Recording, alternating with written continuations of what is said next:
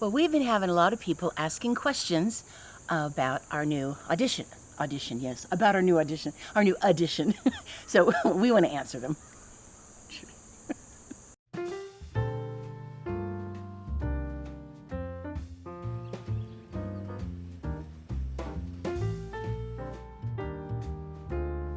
Here we go.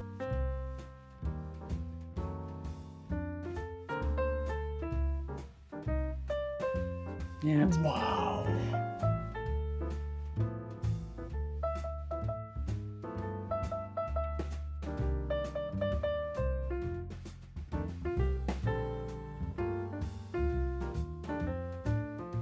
Well, hey everybody, I'm Bill. And I'm Elizabeth. Live simple. Live free. And like Elizabeth said, we've been getting a lot of questions and I've been typing out all the answers, so I just thought I would make one video and address all of your questions that you've been asking about the addition. And if we missed something, we're sure sorry. We tried really hard to catch every question we could think of. And I realized that a lot of the questions have come about because we've never shown you the floor plan. Yeah. And so you're trying to guess what we're doing. So we're going to start by showing you the floor plan. Yeah, we had to have that done before we ever started any of it. Right. So, okay. So this is the basic floor plan. You can see that this is the two doors. This is where the bathroom will be, and it's just a toilet because the sink will be out here. A lot of people suggested, when we were talking about problems with the doors hitting each other, a lot of people suggested that we put in a sliding door in the bathroom, but as you can see, there's nowhere for that sliding door to go. It would have to slide this way, and it can't. So if we put it here, it would work, but then she's got other plans for this wall, so that doesn't work. Right now, the existing door is here, and this is the window. So we're going to frame in that door, and then the window will become a door, and it's an open doorway. There won't be a swinging door in it. So you want to show them the rest of that? Before I start, make sure that you have got this set up the way you want it to be. Okay. Okay, so this is how I basically have carefully tried to design what I need in the room, keeping track of the measurements very, very carefully so we don't get any bad surprises. You have to know before you start what you're going to really need, or you may not build something initially the way you're going to need to have it in the long run. So you kind of got to have your whole plan in mind before you start making any big changes and start the building process. So right now, my washing machine and dryer are on this side in the kitchen, and a little bit ways over there's a window here, and then the refrigerator is like between here and the door that we still have right here now in the kitchen. So we have door, refrigerator, window, and the washing machine. So you know very well that means that my table in here is sharing space with a washing dryer and a refrigerator. So when we redo this, my washing machine, my washer and dryer is coming out here. This is going to be, like Bill said, just an opening that will be going from room to room. And then what I want to do then is, this is going to actually end up being closet area. I've decided this isn't going to be another additional little freezer. So this will be a closet area for, broom closet, vacuum cleaner, and probably some space there to put dirty shoes or boots for the winter or winter coats. And so we'll set this up as a closet. And then right here, I'm going to have a utility sink all set up. And then the door will be swinging out this way. And here's where that little 2-foot window is that we put in the bathroom. And of course, the toilet will be here. And so this will open out. And it's important to have a walkway here, to have the space. So I'll be building in, here's our other window, and I'll be building in, Bill will be building in a lot of floor-to-ceiling shelving from this point over. I'm figuring out a place to specifically put my cat box. So this is all going to be a lot of good shelving here. So, and the thing of it is, I could maybe have put my door facing this way coming out, but there's certain things I really need. And that would have meant that I was bringing the sink around this way, and I probably could not have come up with as much of a nice big space of room as I really do already here, and still be able to have access to the sink and and to the the closet, you have to have a place to stand in order to use something. And so I'm glad we can have this door. And so it works out fine. I'll open up from here from the little bathroom, come around the corner, and there's the little sink, which can be used for the washer and dryer and for the bathroom. I had someone ask a very legitimate question. A lot of times when you get done using the restroom, you certainly want to wash your hands. And why don't I somehow fit a little tiny sink in here? Or people have suggested getting a toilet that has a sink built into the top of it, which I think is fairly expensive. But the thing is, I'm very carefully putting a door handle on this door that's like long and soft and curved, and it's just going to be a matter of taking your forearm and just pushing down on it, and you can open that door and get out to get to the sink without having to touch the doorknob if you don't want to. So I think it's going to work real well. So we have the door coming in, my washer and dryer, a closet area, the utility sink, the toilet, a door, and lots of floor-to-ceiling shelves. Anyway, that's basically the plan. We've had people asking us, why put 2 doors into this room? Couldn't we make better use of the space and not put in a second door? Well, this is like our main door. We have to have this one no matter what. This goes out onto the driveway out there. That's going to be our main access into this part of the house. So if I come over here to the other side, one of the things that we always have to keep in mind when we're building a space is that realistically you have to have walkways and you have to have somewhere to be able to stand to go into a room.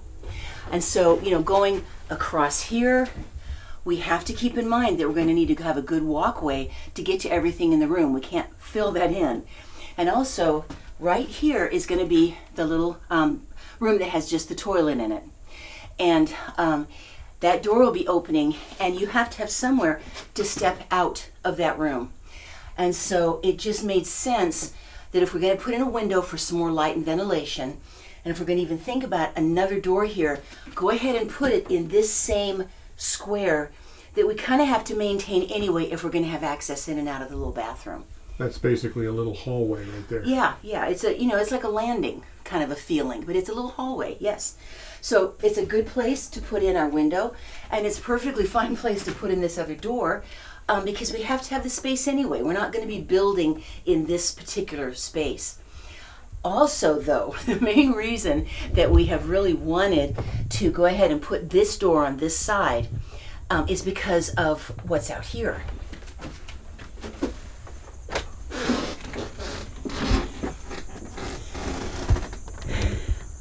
I got it. So one of the things, of course, am I going to be too loud? Okay. So one of the things, of course, that's important is that that's going to be where all of our wood is. And so we'll have all that wood there for the winter. There's going to be some little steps going down. This is a wonderful, quick access to the wood.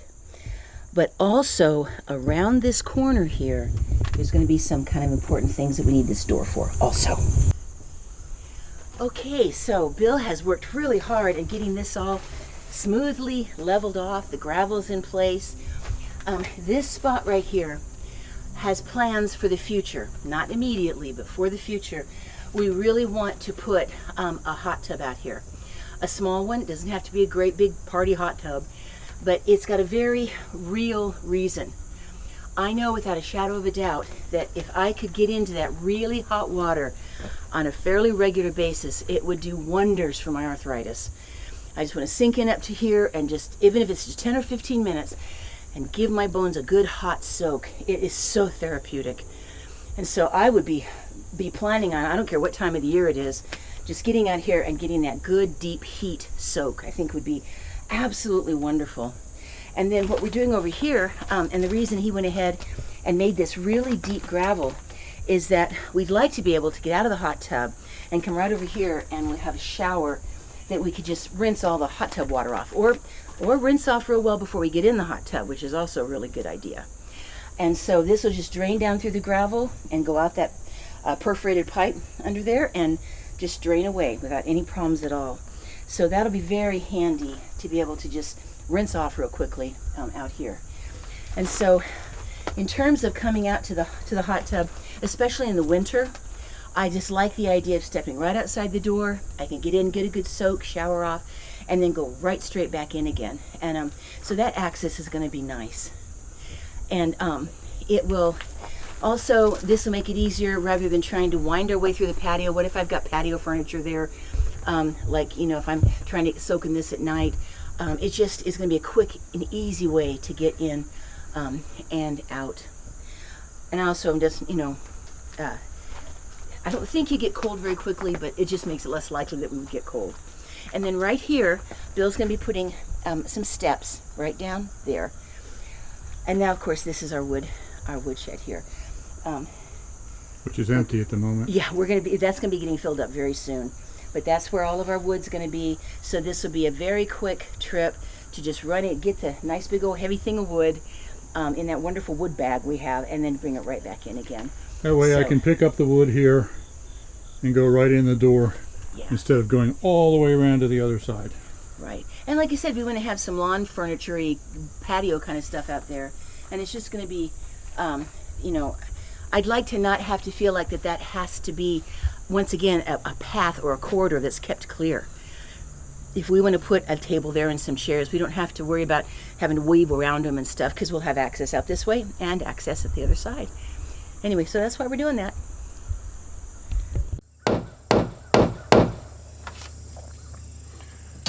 So I've got two questions I want to answer here. First, several people asked me about permits and inspections. Yes, I had to get a building permit. I had to submit a plan to the county and then pay for a permit.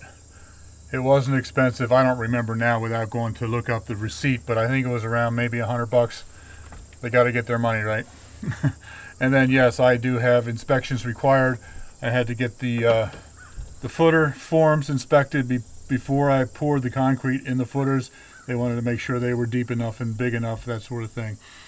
And then I have a framing inspection, electrical and plumbing, and I believe there will be a final. And so that brings up the second question. People ask me about hurricane clips. And I actually gave the wrong answer when I answered that question. Because when I had my framing inspection, everything passed except that I didn't have hurricane clips on there. What I had said when people asked me that was, we don't live in a part of the country where we have hurricanes and they're not required. Well, you know, building permits, I mean, building codes are always changing. And my construction business collapsed in 2008 when there wasn't any work for 2 years in the big crash that we had in 2008. So I haven't done anything like this since then. That was 13 years ago. I can't believe that, but 13 years ago. And like I said, things change. Also, that was in Pennsylvania. I'm now in Virginia. So hurricane clips are now required here. So he passed everything except that. All I have to do is add the hurricane clips, and that's no big deal. It's just this piece of metal here, and it fits right up here. All you do is just nail it to the wall.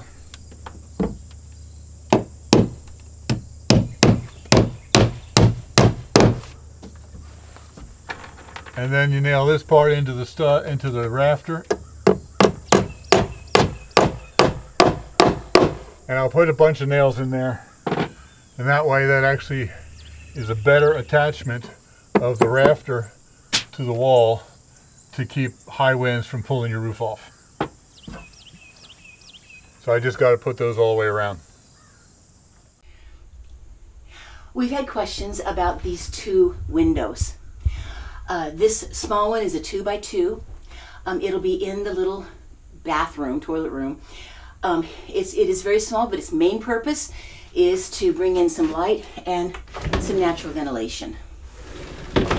This one we want to have, once again, for ventilation and light, and to have a view out the back.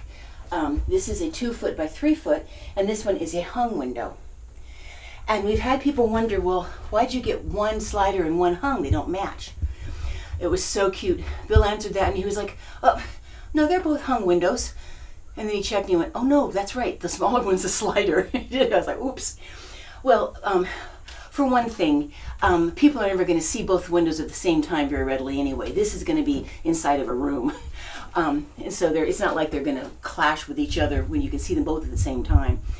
But the other thing is that for a window this small, it's very seldom you ever find them that are actually a hung window.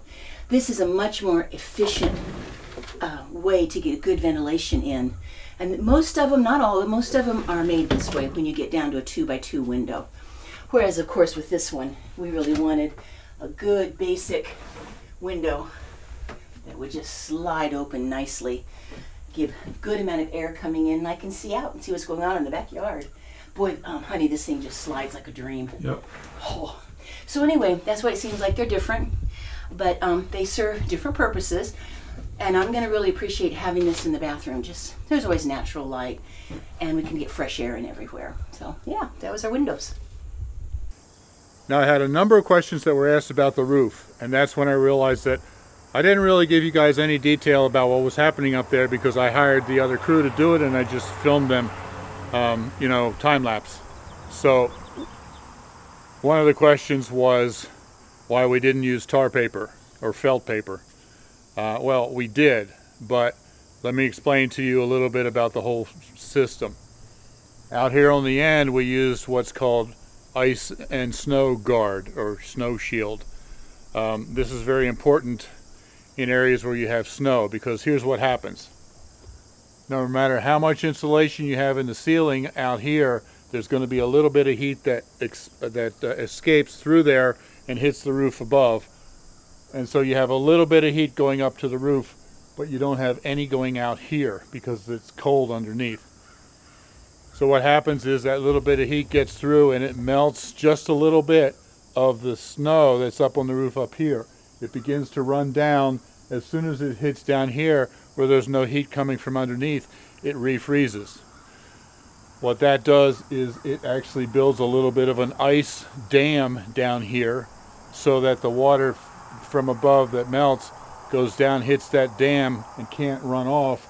So instead it backs up underneath of the shingles and then you get leaks. And so what happens right here, right inside the wall, you can actually get on the inside, you can actually get leaks coming down, dripping on your ceiling right along the edge and doing damage.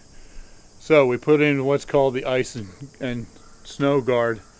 It's a 3-foot wide roll of asphalt shingle that's self-sticky on the bottom. So you just roll it out underneath and then you put the shingles on top of it. That way if any ice hits that ice dam and goes up underneath of the shingles, there's another layer of protection in a whole 3-foot wide section of the ice guard that will protect your roof. So we have that first row here is the ice guard. So up here on the roof then, the first 3 feet right here is where the ice guard is. And then up above it, this is where people were asking, why didn't you use any tar paper? What we used is new technology that replaces tar paper. And notice it's not black. It was there, but you probably didn't see it because you were looking for black tar paper. This is a high-tech stuff. It's more like a tarpaulin than it is tar paper. It's not exactly like a tarp, but it's similar. I don't know what this is called. I had never heard of it before, and the guys that did the roof knew about it and they used it. They told me about it. But if you go into a Home Depot or Lowe's or something like that and just go to the shingle section, you'll see the ice guard and you'll see this stuff. But it definitely has this. It's far superior to tar paper in several ways, though I don't know what those ways are. The guys that were telling me about it mostly didn't speak English, so they had a very mixed English trying to tell me about this stuff. But this is the new tar paper, and yes, we did use it on the roof. A number of people also asked me about how I did the valley. This is the valley going up right through here. So let me show you that. So first of all, underneath of this valley is another roll of that snow and ice guard laid out 3 feet wide, so the whole thing is one piece underneath of there. We no longer use flashing here where they used to. Now we just use the ice and snow guard. And then this is just woven in. They pulled these up from the original roof and wove those in. See how they come together? There's no way the water can penetrate that, the way it's all woven together. And then up there on the top we have the typical cap shingles. Several people also asked me about the vents for this attic, and this is the roof vent. This is a system, a venting system that's been around for actually quite a few decades. They used to have, you put a vent in the gable end underneath, but this is now the way it's done. This roof vent goes, it's a ridge vent, goes right down there. It's open underneath and it lets the hot air escape out of there. And then down underneath of the eaves, when you put the soffit in, that's vented. So as the hot air escapes out of the ridge, it draws cold air in from underneath. And it doesn't move very fast. You can't even tell when you're in there that it's being vented at all. It's going to be 140 degrees up there. But it does keep the air circulating and prevents issues with condensation and stuff like that as the air slowly circulates through. So I am taking inventory of all of our new kitchen cabinets and inspecting them for damage. Make sure they're not damaged. I'm kind of excited. The back looks really good. All right. There you go, dear one. Neat. I love the finish. It's just beautiful. Oh, that's gorgeous. It's a kind of a soft white, and then this is like it's a silvery gray color, but it's like got a distressed antique looking finish on it. Yeah, it's beautiful. So now what I'm doing, I told you before that this is all in my way. A lot of people came up with a lot of suggestions, put them in my dad's office, my dad's bedroom. Well, that's now my office and my recording studio. So other suggestions, several people suggested we put it in the RV. And at first I said, no, they won't fit. These big boxes won't fit. But then I realized an awful lot of these will fit. Yeah. So I'm going to inventory them, take them out to the RV, all of the small ones that'll fit through the door, because the door is not that wide. Right, it's an RV. See if it'll fit through anything that'll fit through the door will go out there, and then hopefully I'll only have like 3 or 4 of these big boxes left, and I'll be able to work around them or move them into the kitchen temporarily or something. So. And it's also just a good idea to check and make sure everything got here okay, and that it's all not broken and in We good should have shape. done this as soon as we got it, but I was packing for my trip to Utah when they came, and I left the next day, and I was gone for a week and a half, so we haven't had a chance to do that yet. Right. Well, so far I'm quite happy. I love the way that they open and close. It's a very soft, solid feel. Yeah. I'm going to use the same knobs that I already have in the kitchen because I just love them. Okay. Cool. So now all of the small boxes of kitchen cabinets, anything that'll fit inside the RV is now in there. So I now have these boxes left, and they're still in my way, but the pile of cabinets here is less than half the size that it was before. So I might be able to work around these. Well, and the last question that we have been getting a lot is, how's Leo? How's he doing? Is he okay? And is he happy? He has been perfectly wonderful. He's very curious about the new room, and he manages to get through that door on a regular basis to go snoop around. Yeah, we're really not quite letting him out there yet, but since it's completely enclosed now, if he gets out there, it's not a big deal. So Right. sometimes he escapes through the door into that new room. But no, he's doing fine. I'm trying to put together a Leo video that I'm hoping to get out pretty soon of all sorts of Leo-ness stuff. Yeah. But he's 17.5 pounds of little bitty kitty. And he's a Maine Coon. People ask that. Yes, he's a Maine Coon. He is a Maine Coon. He's a small Maine Coon. Yeah, they can get up to like 25 pounds or more. But no, he's just a good size. He looks exactly Maine Coon, but he's on the smaller side of a Maine Coon. So, but yep, and I brush him all the time. Try to keep sort of up with all of this incredible fur. If you've never petted a Maine Coon, it's extraordinary how soft they are. Yes, you're just a good boy. Yes, you are. And he's so gentle and affectionate. Yeah. So I hope that answers most of your questions about the addition. One thing I wanted to say about it is, I've been pushing really hard to get it done this summer. It's taken a long time because I did almost all the work by myself, and I wanted to get it dried in and weather tight. I've now accomplished that. I finished it, got it dried in just a couple weeks ago, just a couple days before I left for my Utah trip, which was my goal. So now that it's dried in, the pressure is off, and I will be continuing to work on it. Obviously, we got to get it done. Absolutely. But I'm not feeling so pressured to push every single hour and wear myself out. And quite frankly, we've got other things and other projects that we're going to kind of put off because I was concentrating on that. So what I'm saying is we're going to continue to work on it. We don't want it half finished. We're going to finish it up. But the videos might not come quite as often because I'm not working on it at quite as much of a frantic pace as I was before. Yeah. And we still will include you on every step of the way. Also, what you've seen so far, the masonry, the framing, all that stuff, it really goes fast. It looks like you've accomplished a lot in just a couple of days. But from here on out, everything that I'm going to be doing is much more slow and tedious, and I can spend several days in there working, and you could walk in and not even know what I did. It's the fiddly stuff. Yeah, running the wiring and the plumbing and stuff like that. Yeah. So they will still come. They just won't be, maybe not necessarily every week like they have been. Yeah. So. All right. Well, you're just being a sweetheart. Yes, you are. Oh, and I wanted to say too, when she was standing out there where the hot tub was going to be, the patio is basically finished, the grading. This is a little bit out of order because the next the next video that I do for the addition will be showing you finishing the patio.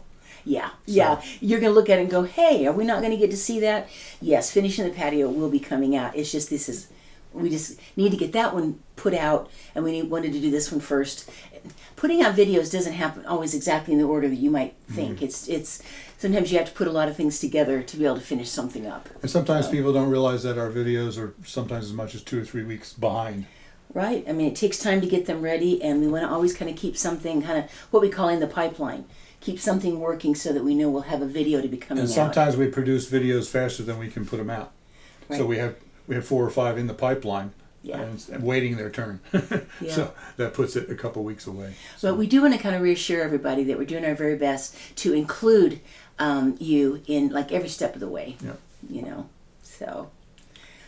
And I am trying to work on getting a quilting video out. I'm going to be giving you some more garden information coming up pretty soon on how that's going.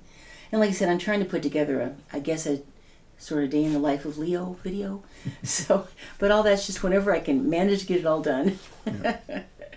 So, all right. So thanks for watching. Yeah. Live simple. Live free. You be blessed. Yeah. We really love you guys, and you take care, and we will see you soon. Yep. Bye-bye. Okay, very good. Good.